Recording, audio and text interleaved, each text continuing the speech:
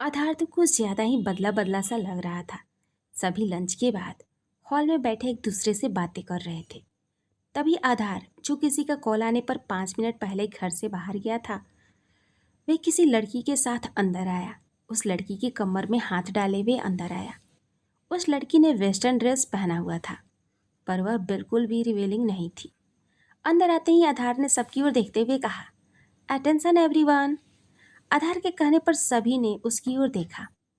आधार ने आगे कहा, आज अब अक्स के रूप में इतनी बड़ी खुशी हम सबको मिली है, तो सोच रहा हूँ इस खुशी को बढ़ाते हुए मैं भी एक गुड न्यूज़ आप सबके साथ शेयर करूँ। यहाँ कुछ लोग को छोड़कर बाकी सब इसे तो जानते ही होंगे। आधार ने उसके साथ आई लड़की की कलाई थामते हुए बोला, तो सभी ने हाँ कहा और लतिका जी ने तो खुश होते हुए कहा, अरे इसे कोई कैसे नहीं पहचानेगा, ये तुम्हारी बचपन की दोस्त कृतिका है। हाँ मॉम, बिल्कुल सही पहचाना आपने। ये अभी पिछले 6 महीने से जर्मनी में थी, अपनी बुआ के पास।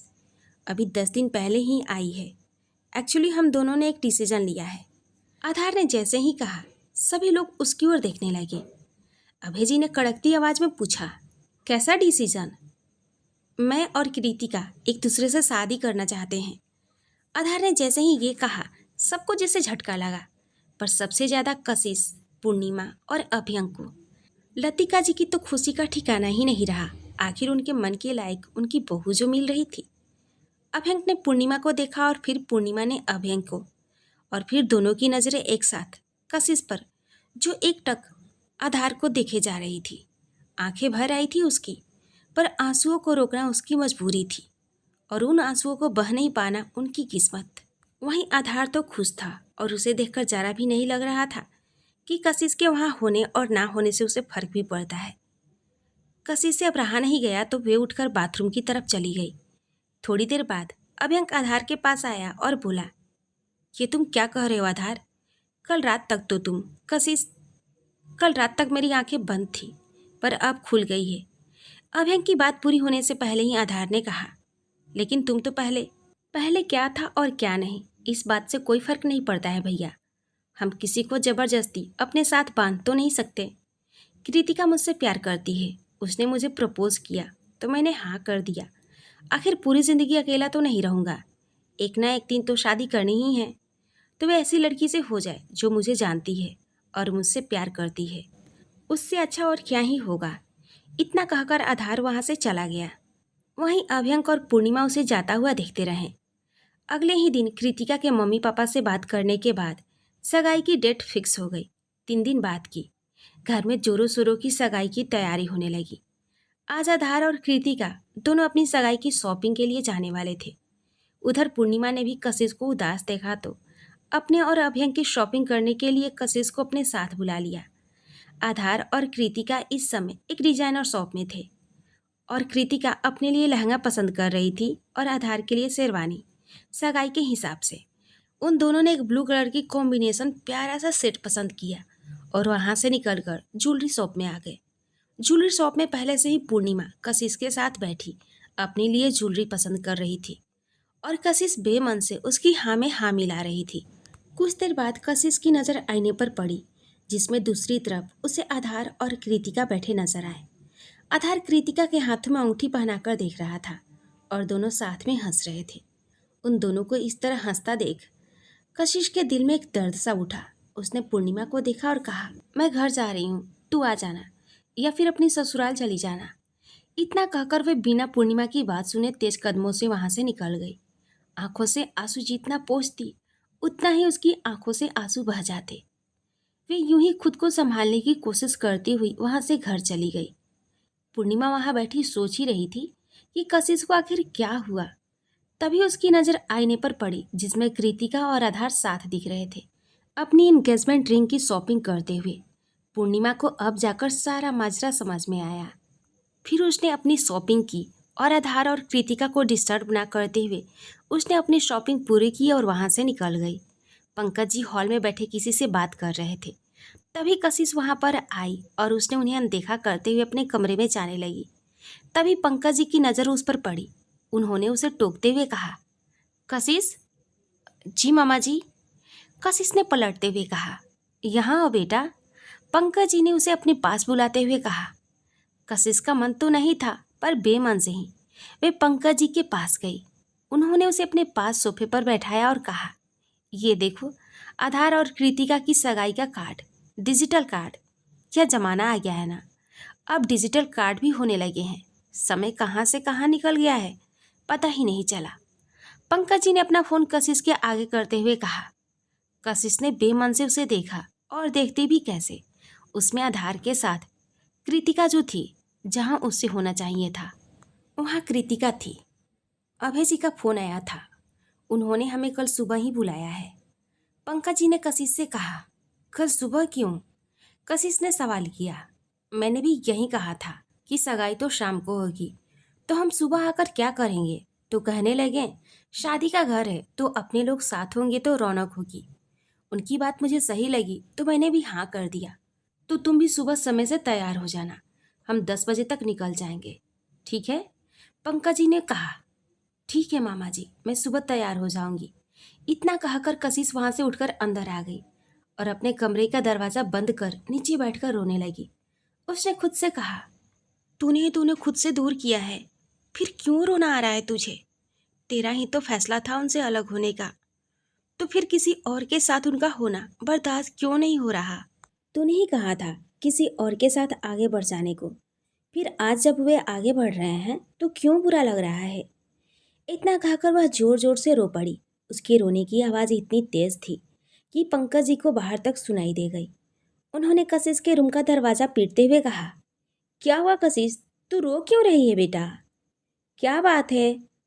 कशिश ने उनकी आवाज़ सुनी तो उसने जल्दी जल्दी अपने आंसू पोंछे और बोली, नहीं मामा जी, वे फ़ोन पर कोई वीडियो देख रही थी, ये उसी की आवाज़ थी। अच्छा, मुझे लगा कि तुम रो रही हो। नहीं मामा जी, वे वीडियो है। ठीक है। इतना कहकर पंकज जी वहाँ से चले गए। आज सगाई का दिन था और ओबराय विला में काफ़ी रौनक लगी थी। और रौनक लगती भी क्यों नहीं, आखिर ओबराय खानदान के सबसे छोटे बेटे की सगाई जो थी। लतिका जी ने पार्लर वाली को पूरे दिन के लिए बुक कर घर पर ही रख लिया था। आखिर उनके बेटे की सगाई जो थी, वे कहाँ कम पड़ने वाली थी।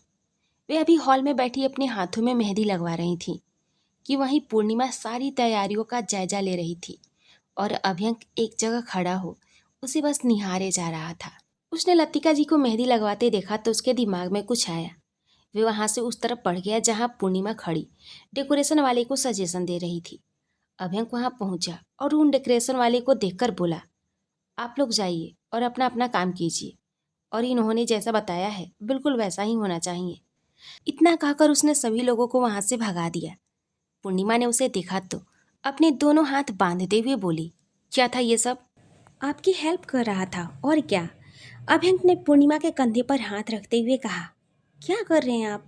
हाथ हटाइए अपना, सामने पापा और चाचू बैठे हैं।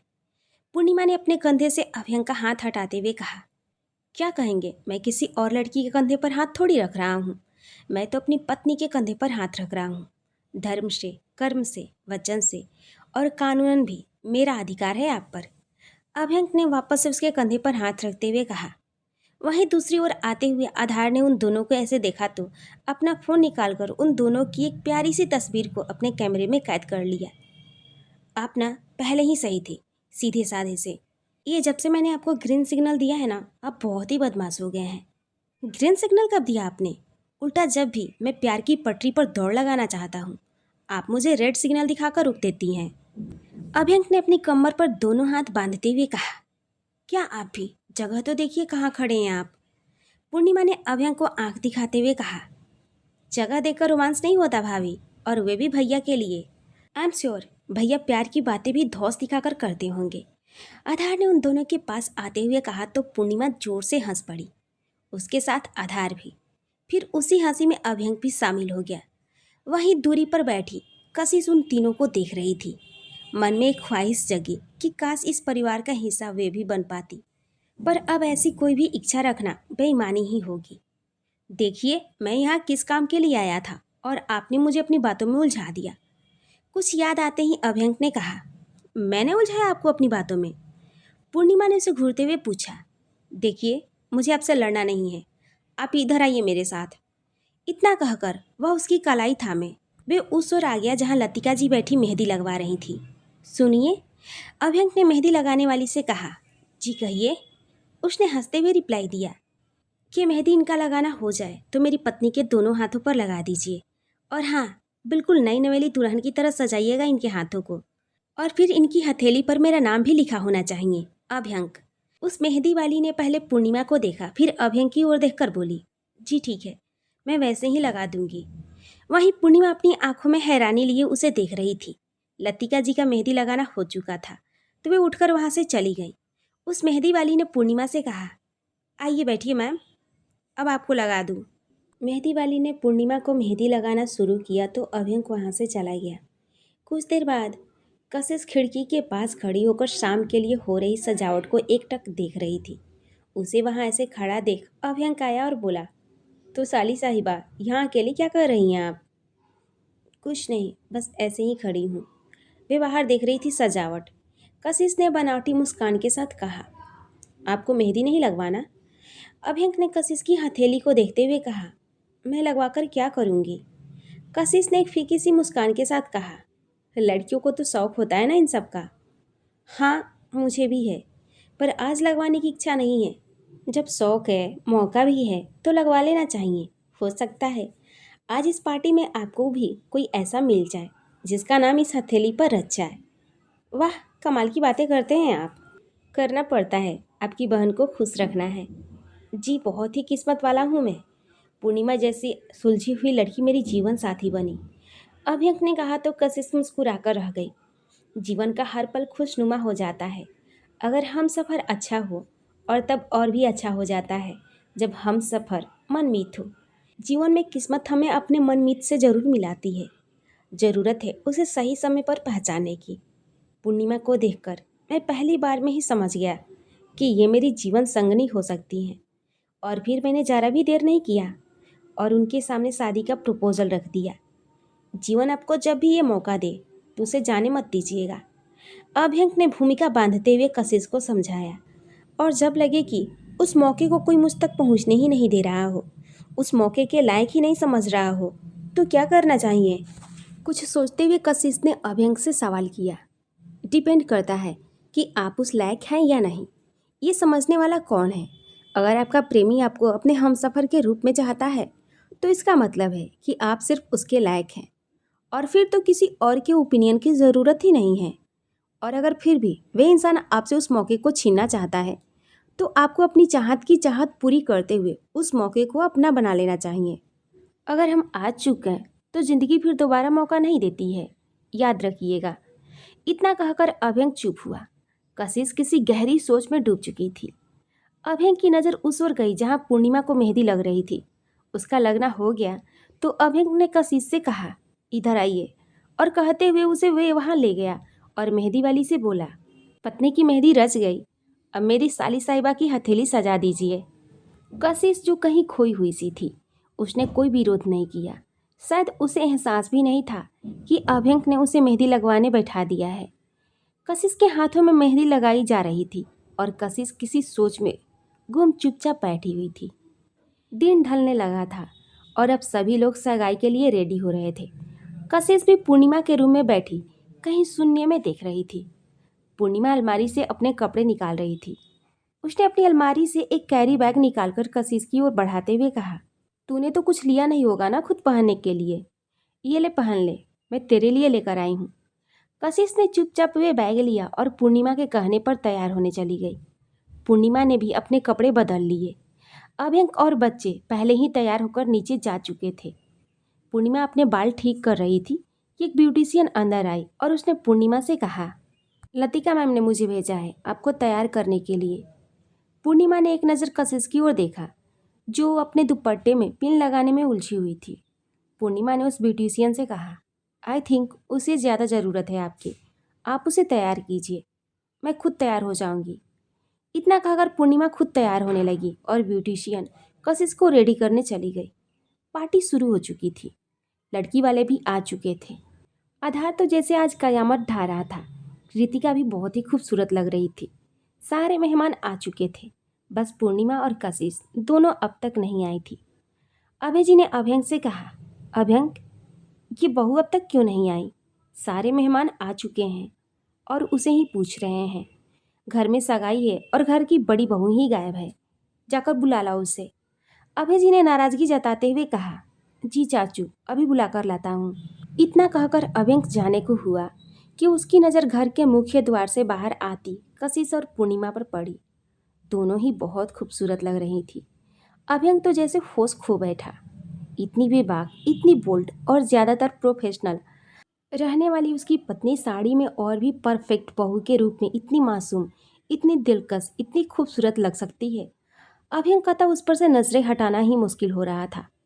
बाहर आते ही कशिश पंकज जी के पास जाकर खड़ी हो गई और पूर्णिमा अभ्यंक के पास। क्या हुआ? आप ऐसे क्यों देख रहे हैं मुझे? अच्छी नहीं लग रही क्या? अच्छी? अरे आपको क्या ज़रूरत थी इस तरह तैयार होकर बाहर आने की? अभ्यंक ने कहा। क्यों? क्या हो गया? कोई प्रॉब्लम है क्या? नहीं, पर प्रॉब्लम हो सकती है आपको। इस तरह देखकर खुद को रोक पाना बहुत ही मुश्किल हो रहा है। आप भी ना बेवजह डरा दिया मुझे। पूर्णिमा ने सुकून की सांस लेते हुए कहा। चलिए, अब सारे गेस्ट हमें ही देख रहे हैं, उनसे मिलकर आते हैं। इतना कहकर पूर्णिमा अभ्यंक की वहाँ से हाथ थामे आगे बढ़ गई। पार्टी लॉन में थी और वहीं लॉन के बीचों बीच बहुत ही खूबसूरत स्टेज बना था, जिसके पीछे हार्ट शेप के अंदर बड़ा और चमकीला ए और के लेटर बड़े ही सुंदर तरीके से लिखा था। पार्टी शुरू हो चुकी थी। पार्टी के होस्ट ने नए कपल का डांस अनाउंस किया तो आधार और कृतिका स्टेज पर आए। उनके स्टेज पर आते ही गाना प्ले हुआ। आधार और कृतिका स्टेज पर एक दूसरे के साथ डांस कर रहे थे। उन दोनों के डांस को देखकर कोई भी यही कहता कि जोड़ी हो तो ऐसी। उन दोनों का डांस खत्म हुआ तो होस्ट ने इस बार अभ्यंक और पूर्णिमा का नाम अनाउंस कर दिया, पर इन दोनों को ही ना डांस आता था और ना ही उन्हें ऐसा कुछ करने में इंटरेस्ट था। पर बार बार सबकी जिद करने पर दोनों स्टेज पर आ गए। लाइट ऑफ हो गई और एक सॉफ्ट लाइट जली जो सीधी उन दोनों पर पड़ रही थी। उन दोनों के लिए आधार ने खुद से गाना प्ले किया। दोनों एक दूसरे की आंखों में देखते हुए स्टेज पर घूम रहे थे, जहां अभ्यंक के हाथ पूर्णिमा की कमर पर थे और पूर्णिमा के दोनों बाहें अभ्यंक के गले में। दोनों डांस नहीं कर रहे थे, बस जी रहे थे गाने के हर बोल को, एक दूसरे के साथ को और एहसास को, और यही उन्हें सबसे अलग बना रहा था। गाना खत्म हुआ तो तालियों की गड़गड़ाहट से दोनों होश में आए, जो कि खो चुके थे इस वक्त एक दूसरे की आंखों में। दोनों ने देखा सब उन्हें ही देख रहे हैं और मुस्कुराते हुए तालियां बजा रहे हैं। होस्ट ने भी दोनों की खूब तारीफ की। अब जब दोनों स्टेज से आने लगे तो अभ्यंक अचानक रुका और मुस्कुराते हुए पूर्णिमा की आंखों में देखने लगा। पूर्णिमा कुछ समझ पाती उसके पहले ही अभ्यंक ने उसे अपनी गोद में उठा लिया। अब तो तालियों की गड़गड़ाहट और भी तेज हो गई और साथ ही हुटिंग भी शुरू हो गई। पूर्णिमा ने शर्म से अपना चेहरा अभ्यंक के सीने में छुपा लिया। लॉन में एक तरफ खड़े पंकज जी अपनी बेटी और दामाद को इस तरह खुश देखकर खुशी से गदगद हुए जा रहे थे। वे नम आंखों से बार बार आसमान को देखकर भगवान का धन्यवाद करते हुए तो कभी एक सुकून के साथ मन ही मन अपनी पत्नी से कहते कि मैंने तुम्हारी सौंपी हुई जिम्मेदारी को पूरा किया। अब होस्ट ने रिंग सेरेमनी के लिए आधार और कृतिका को स्टेज पर बुलाया। कृतिका तो वहीं खड़ी थी, पर आधार कहीं नजर नहीं आ रहा था। सबने आधार को ढूंढना शुरू किया, पर आधार कहीं भी नहीं मिला। उसे कॉल भी लगाया गया, पर उसका फ़ोन भी नॉट रीचेबल आ रहा था। अभ्यंक ने पूरे लॉन में अपनी नज़रें घुमाया तो उसके होठों पर मुस्कान आ गई, क्योंकि कशिश भी वहाँ नहीं थी। पूर्णिमा ने अभ्यंक को मुस्कुराते हुए देखा तो उससे पूछा, आप मुस्कुरा क्यों रहे हैं और आधार कहाँ गए? जरा एक बार पूरे लॉन में नज़र दौड़ाइए पत्नी जी, आपको आपका जवाब मिल जाएगा। अभ्यंक ने रहस्यमयी मुस्कान के साथ कहा तो पूर्णिमा ने पूरे लॉन में अपनी नज़रें घुमाई, पर उसे कुछ समझ नहीं आया। उसने झलझलाते हुए अभ्यंक की ओर देखा, जो अभी भी मुस्कुराते हुए उसे देख रहा था। क्या हुआ? नहीं मिला जवाब? अभ्यंक ने उसे देखकर पूछा। पूर्णिमा ने उसे धमकाते हुए कहा, सीधे सीधे बता दीजिए, क्या कहना चाहते हैं? हाँ बता दूंगा, पर एक बार और ट्राई कीजिए। इस बार समझ नहीं पाई तो बता दूंगा, अभ्यंक ने कहा। पूर्णिमा ने उसकी बात मानते हुए फिर से देखना शुरू किया, पर लेकिन इस बार उसकी नज़र कहीं जाकर ठहर गई। जहां अब तक पंकज जी के साथ कशिश खड़ी थी, वहां कशिश गायब थी। पूर्णिमा ने हैरानी से अभ्यंक की ओर देखा और कहा, इसका मतलब दोनों एक साथ है। पूर्णिमा के सवाल पर अभ्यंक ने कुछ नहीं कहा, बस मुस्कुराकर रह गया और पूर्णिमा को उसका जवाब भी मिल गया।